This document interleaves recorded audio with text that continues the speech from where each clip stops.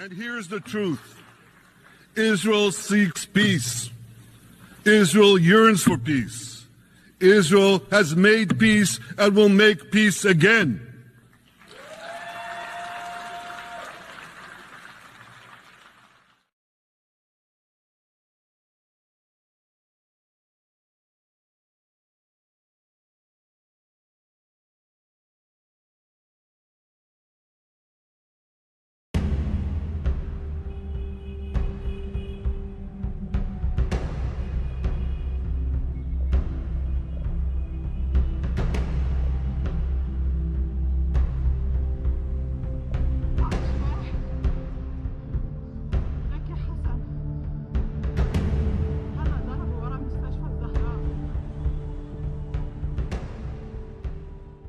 Here.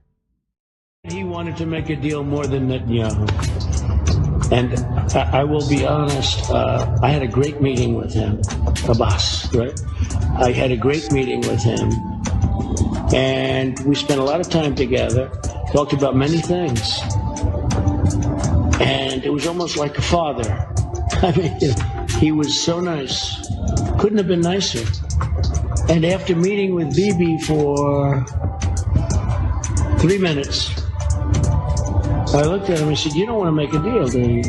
And he said, "Well, and the fact is, I don't think Bibi ever wanted to make a deal. Why? I thought the Palestinians were impossible, that the Israelis would do anything to make peace and a deal. I found that not to be true." The acting leader of Hezbollah has made his first televised speech. Naim Qassem pledged to continue the militant group's fight against Israel while adding the fate of his country, Lebanon, is inseparable from that of Palestine. We cannot separate Lebanon from Palestine, nor the region from Palestine. Did Israel not officially and directly occupy Lebanon in 1978? Did the occupation not return in 1982 after Resolution 425? And they only left through resistance. Why did they continue to occupy Lebanon? They created the South Lebanese Army, wanting to establish the South Lebanon state in preparation to later become Israeli settlements, but it did not succeed. Then they returned in 2006 to advance in the southern region with the aim of occupying it, but failed. So Lebanon is part of the Israeli expansion project. Whenever Israel feels capable of expanding, it will expand here. In your international headlines this midday, in the Middle East, ground clashes between Israel forces and Hezbollah along southern Lebanon mountains is spreading. Now the UN is getting caught in the crossfire. And this is as efforts from around the world continue to focus on confirming a ceasefire deal. Fox News correspondent Nate Foy has more from Tel Aviv.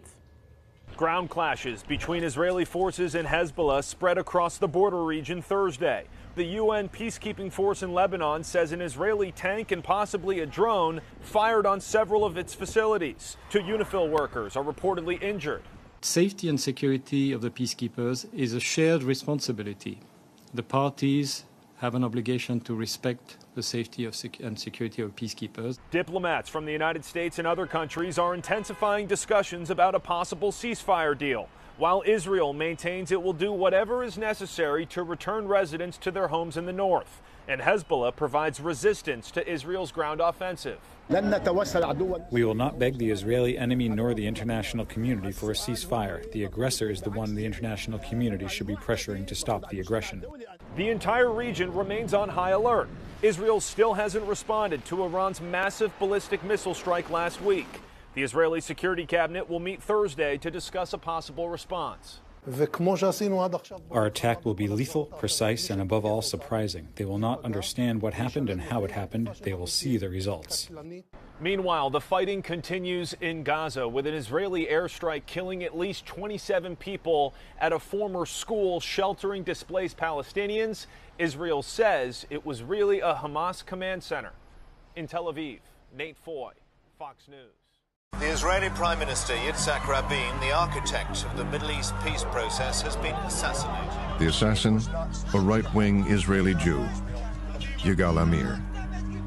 Truly shocking news from the Middle East tonight. Israel's Prime Minister Yitzhak Rabin has been assassinated. Evening spent dreaming of peace turns into a national nightmare. Outside the hospital, the crowd began to chant, "Bibi is a murderer."